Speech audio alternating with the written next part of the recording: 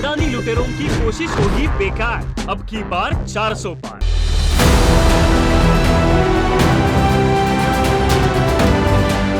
नमस्कार, आप देख रहे हैं रितम और मैं हूं आपके साथ सौम्या श्री। देश भर में चुनाव का माहौल है। नेता राजनेता चुनावी प्रसार में जुटे हैं। गली गली सड़कों पर नेता वोट मांगने जा रहे हैं। वोटर्स भी इस सोच में हैं कि उन्हें किसे वोट देना है।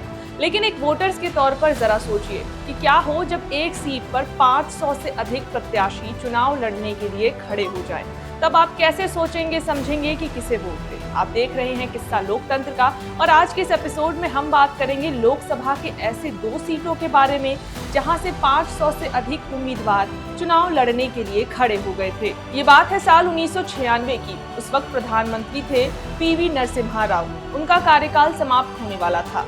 देश में 11वीं लोकसभा चुनाव का बिगुल बजने वाला था। वोटर्स को अपनी ओर आकर्षित करने के लिए तमाम रैलियां, रोड शो, भाषण, जनसभा हो रहे थे। चुनाव के दौरान अक्सर ही आपने देखा होगा कि कोई भी नेता अगर आपकी गली में वोट मांगने आता है तो आपको एक पर्चा देता है। इस पर्चे में आपकी सांसद से क्या मांग है ये आप बता सकते हैं। यूँ कहें तो क्षेत्र की समस्याएं आप लिख सकते हैं, जिसे ध्यान में रखते हुए बाद में वो पार्टी अपना घोषणा पत्र बनाती है। ज्यादातर राजनीतिक पार्टियां ऐसे ही काम करती है। घोषणा पत्र जारी करने से पहले वो सर्वे जरूर करती है कि आखिर लोगों की मांग क्या है। 1996 के लोकसभा चुनाव के दौरान भी ये तरीका अपनाया गया था। हालांकि इसके बावजूद भी लोकसभा के 2 सीटें ऐसी थी कि जहां की जनता सरकार से इस कदर खफा थी कि उन्होंने चुनाव लड़ने का ही ऐलान कर दिया था।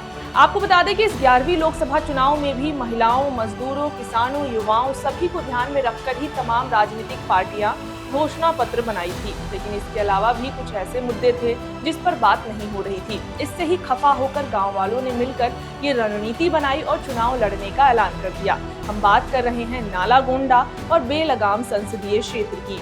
नालागोंडा लोकसभा क्षेत्र तब अविभाजित आंध्र प्रदेश में आता था, जबकि ये तेलंगाना राज्य का हिस्सा है। वहीं बेलगाम संसदीय क्षेत्र कर्नाटक में है। इन 2 लोकसभा सीटों पर 500 के करीब प्रत्याशी चुनाव लड़ रहे थे।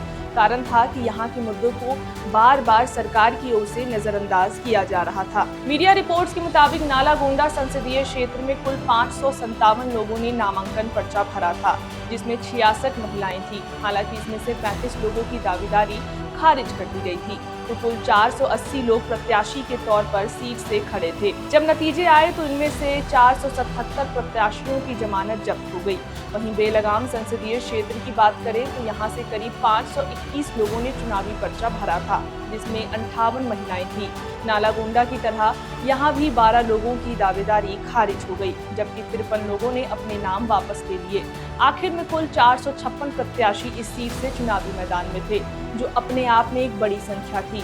जब सीट के नतीजे आए तो यहाँ से करीब 454 प्रत्याशियों की जमानत जब्त हो गई। आपको बता दें कि इन 2 सीटों पर इतनी बड़ी संख्या में चुनाव लड़ा गया था कि उस समय ये चर्चाओं में बना रहता था।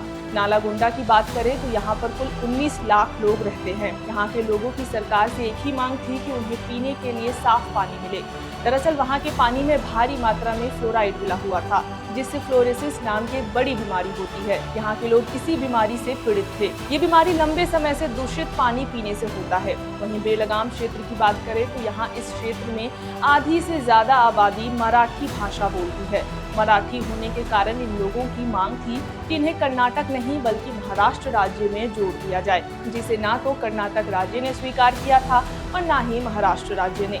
इसके बाद ही इन दोनों ही क्षेत्रों में विरोध जताने के लिए 500 से अधिक लोगों ने चुनावी पर्चा भरा था। लोगों का मानना था कि इस तरह से विरोध करने पर सरकार का ध्यान उनके इस मुद्दे की ओर आएगा। लेकिन मीडिया रिपोर्ट्स के मुताबिक आज भी ये मुद्दे नहीं सोचे हैं। नालागोंडा में सरकार ने साफ पानी के लिए कई जतन किए। कुछ हद तक लोगों की समस्या भी दूर हुई, लेकिन पूरी तरह से ये मामला नहीं सुलझ सका है।